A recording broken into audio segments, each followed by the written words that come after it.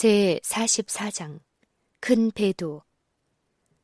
예수께서는 제자들에게 예루살렘의 운명과 재림의 광경을 보여주시면서 당신이 제자들을 떠나신 후 다시 영광과 권세로 재림하사 그들을 구원하실 때까지 당신의 백성들이 당할 경험을 예언하셨다. 주께서는 감람산 위에서 사도시대의 교회에 불어닥칠 폭풍을 보시는 동시에 더욱 먼 앞길을 전망하시고 장차 이를 암흑과 박해의 시대에 하나님의 백성에게 불어닥칠 맹렬한 폭풍우를 보셨다. 그리고 이 세상 통치자들이 하나님의 교회에 대하여 어떠한 일을 행할 것도 예고하셨다.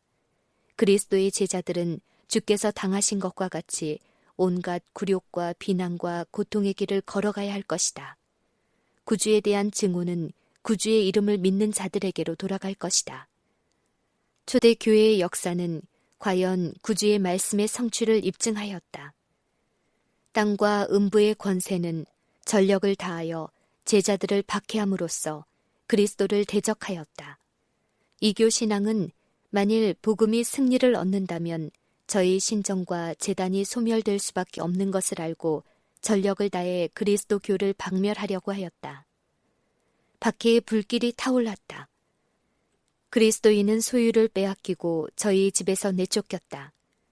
그들은 고난의 큰 싸움에 참고 희롱과 채찍질 뿐 아니라 결박과 옥에 갇히는 시험도 받았다.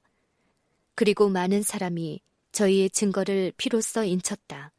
귀인이나 노예나 부자나 가난한 자나 유식한 자나 무식한 자나 다 같이 무자비한 죽임을 당했다. 폭력을 사용하여 그리스도의 교회를 없애려던 사단의 노력은 허지로 돌아갔다.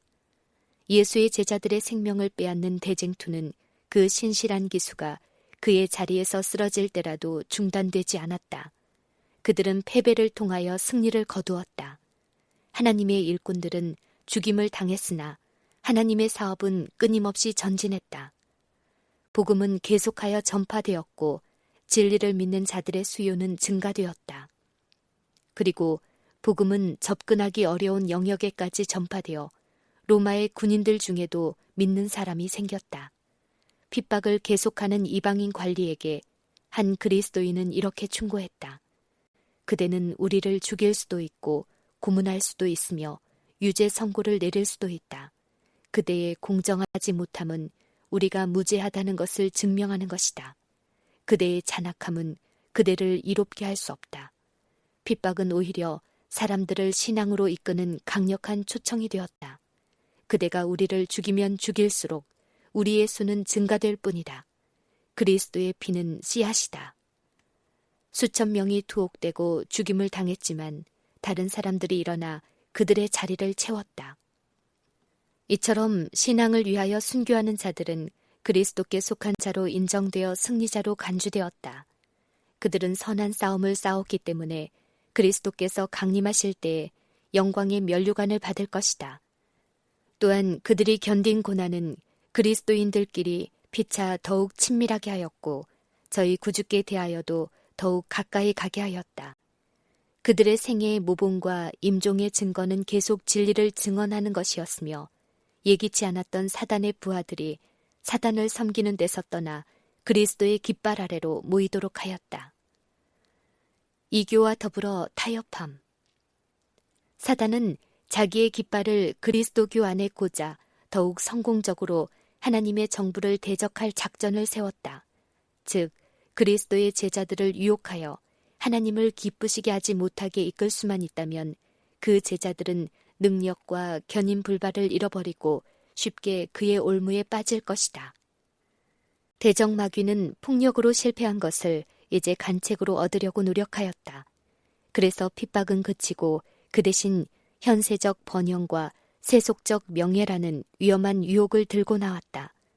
우상 숭배자들은 그리스도 교회의 일부는 받아들이면서도 중요한 진리는 거절하며 교회 안으로 들어왔다. 그들은 예수를 하나님의 아들로 인정하고 그의 죽으심과 부활을 믿는다고 고백하면서도 죄를 깨닫고 회개하며 마음의 변화가 필요한 것에 대하여는 알지 못했다. 그들은 그리스도께 대한 신앙에 일치하기 위하여 자기들이 먼저 양보했으니 그리스도인 측에서도 양보를 해야 한다고 주장했다. 이제 교회는 두려운 위험 가운데 빠졌다. 투옥과 고문과 불과 검은 이에 비하면 훨씬 더 큰 축복이었다. 어떤 그리스도인은 굳게 서서 전혀 타협할 수 없다고 언명하였다. 그러나 다른 사람들은 자기 신앙의 얼마를 양보하기도 하고 얼머부려 그리스도교를 부분적으로 인정하는 그들과 연합하였으며 이렇게 해야만 그들을 온전한 회개로 인도할 수 있다고 주장하였다. 이때야말로 그리스도에 충성된 제자들에게는 심각한 고민의 시간이었다. 그리스도교라는 허울 좋은 외투를 입은 사단이 교회 안에 들어와 신자들의 신앙을 타락시키고 저희 마음을 진리로부터 떠나게 했다. 대부분의 그리스도인들이 그들의 표준을 낮추는 데 동의하여 마침내 기독교와 이교 사이에 타협이 이루어졌다. 그러나 이교도들은 개종하였다고 고백하며 입교하기는 하였으나 단호하게 우상 숭배를 버리지 않고 다만 그 예배의 대상을 예수의 형상과 마리아와 모든 성도들의 형상으로 변개하는 데 지나지 않았다. 이렇게 하여 가증한 이교의 누룩이 교회 안에 들어와 계속 해를 끼쳤다. 건전하지 못한 교리와 미신적 예식과 우상 숭배 의식이 기독교의 신조와 예배에 병합되었다. 이처럼 그리스도인이 우상 숭배자들과 연합하여 그리스도교는 부패되었고 그 순결성과 능력을 잃어버리게 되었다. 그러면서도 이러한 미혹에 빠지지 않고 진리의 창시자이신 하나님께 충성을 다하고 오직 그분만을 숭배하는 사람들이 있었다. 그리스도의 제자라고 공언하는 자들 중에는 항상 두 종류의 사람들이 있었다. 그 한편은 구주의 생애를 연구하고 자신의 결점을 고치고 모본이신 그리스도와 일치하려는 사람들이요. 다른 부류는 자기의 잘못을 밝히 드러내는 명확하고 구체적인 진리를 회피하는 사람들이다. 교회가 가장 순결한 상태에 있을 때에도 모두가 참되고 순결하고 진실한 상태에 있지는 않았다. 주께서는 고의적으로 죄를 범하는 자들을 교회에 받아들여서는 안 된다고 가르치셨지만 그는 친히 흠이 많은 사람들과 접촉하시고 당신의 가르침과 모본을 따르도록 하여 그들이 자신의 허물을 깨닫고 고칠 수 있는 기회를 주셨다. 빛의 임금과 흑암의 왕 사이에는 연합이 있을 수 없다. 따라서 그 제자들 사이에도 피차에 연합할 수 없다. 그리스도인이 이 교에서 반쯤만 개종한 사람들과 타협하는 것은 점점 진리에서 멀어지는 길로 발걸음을 내딛는 것이다. 사단은 그렇게 하여 그리스도의 제자들 중 수많은 사람을 속이는 데 성공한 것을 심히 기뻐하였다. 그리고 사단은 자기에게 속한 사람들을 더욱 온전히 장악하여 그들이 하나님께 계속 충성하는 사람들을 핍박하도록 하였다. 한때 참된 기독교 신앙의 옹호자이었던 사람들만큼 그 신앙을 어떻게 대적할 수 있는지를 잘 아는 사람은 없다. 이러한 배도한 그리스도인은 반쯤 이교도인 동료들과 연합하여 그리스도에 대한 가장 중요한 교리로 공격의 화살을 돌렸다. 그래서 견고한 신앙 속에서 그 충성심이 조금도 흔들리지 않는 사람들은 사제의 옷을 걸치고 교회 안에 들어오는 기만과 가증한 일에 대항하여 필사의 투쟁을 하지 않으면 안 되었다. 성경이 신앙의 표준으로 인정되지 않았다. 신앙의 자유를 주장하는 교리는 이단으로 취급되었고 이것들을 지지하는 자는 미움과 배척을 받았다. 충성된 사람들의 퇴장. 오랫동안의 격렬한 투쟁 후에 충성된 적은 무리는 이 배도한 교회가 거짓과 우상 숭배에서 떠나지 않는 한 그들과 더불어 연합할 수 없다고 결심하였다.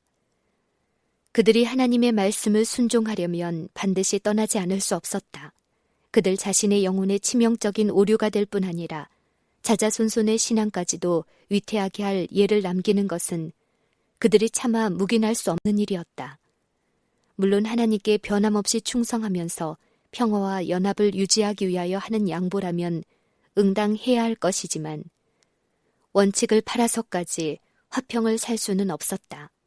진리와 정의를 포기해야만 일치 화합할 수 있는 것이라면 차라리 불화하고 투쟁해서라도 그것을 지키는 것이 낫다고 그들은 생각하였다. 이러한 견인불발의 충성심을 분기시키는 행동 원리가 하나님의 백성이라고 공언하는 사람들의 마음에서 부응된다면 교회도 세상도 얼마나 축복이 될 것인가. 사도 바울은 무릇 그리스도 예수 안에서 경건하게 살고자 하는 자는 핍박을 받으리라고 선언한다. 그런데 어찌하여 오늘날은 핍박이 거의 없는가? 그 유일한 이유는 교회가 세상의 표준을 따라가면서 아무런 반대도 일으키지 않고 있기 때문이다. 오늘날 세상에 유행하고 있는 신앙은 그리스도와 사도 시대에 있었던 기독교 신앙을 특징지었던 순결함과 거룩함을 갖고 있지 않다. 그리스도교가 세상에서 인기가 있는 이유는 죄와 타협하는 정신 때문이며 하나님의 말씀의 진리가 너무도 무시를 당하고 있기 때문이며 교회 안에 살아있는 경건성이 없기 때문이다. 초대 교회의 신앙과 능력이 부흥되면 반드시 박해의 불길도 함께 일어날 것이다.